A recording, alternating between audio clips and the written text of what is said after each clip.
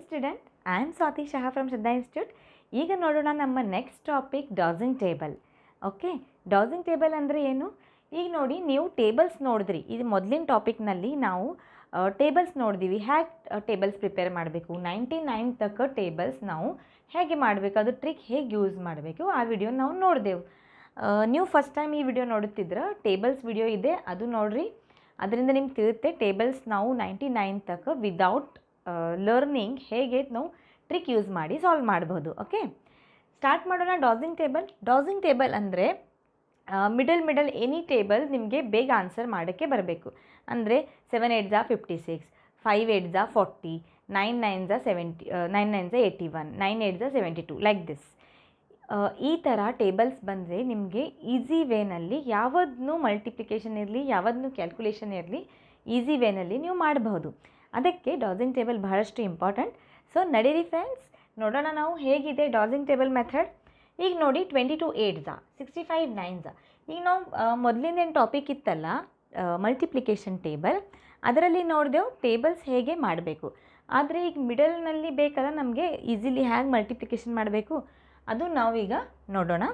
ನೋಡಿರಿ, ಈಗ 22 × 8 normal multiplication ಇದ್ದರೆ ಹೇಗೆ ಮಾಡ್ತೇವೆ ನಾವು? 22 ಮಲ್ಟಿಪ್ಲೈ ಬೈ 8 ಏನು ಮಾಡ್ತೇವೆ? 8 2 16, 1 carry, 8 2 16 + 1 17, like this. Okay, but ಇದರಲ್ಲಿ ನಿಮ್ಮದು ಸ್ಪೀಡ್ ಇನ್ಕ್ರೀಸ್ ಮಾಡಬೇಕಾದ್ರೆ ಇದು ಒಂದು ಟ್ರಿಕ್ ಇದೆ ನೋಡಿ. 2 8 16, 2 8 16, ಮಿಡಲ್ ನಂಬರ್ ಆ್ಯಡ್. ಹೀಗೆ ಮಾಡಿದ್ರೆ ನಮ್ಮ ಸ್ಪೀಡ್ ಇನ್ಕ್ರೀಸ್ ಆಗೋದು.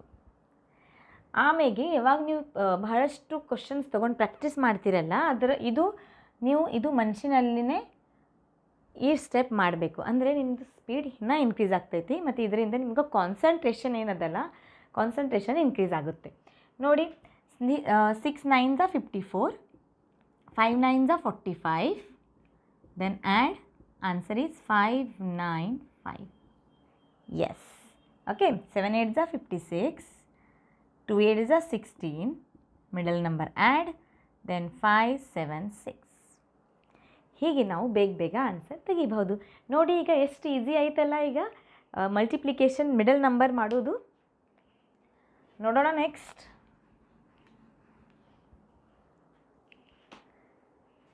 7 3 21, 3 1 3 3, answer is 2 1 3.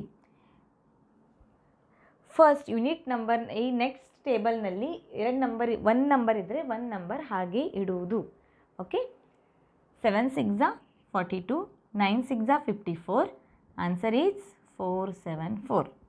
3 5 15, 8 5 40, answer is 1 9 0. 4 4 16, 2 4 8, answer is 1 6 8. ನೋಡಿ ಸ್ಟೂಡೆಂಟ್, ಎಷ್ಟು ಬೇಗ ನಾವು ಈ ಥರ ಮಲ್ಟಿಪ್ಲಿಕೇಶನ್ ನಂಬರ್ಸ್ ಡಾಸಿಂಗ್ ಟೇಬಲ್ ಮಾಡಬಹುದು ಈಸಿ ವೇನಲ್ಲಿ.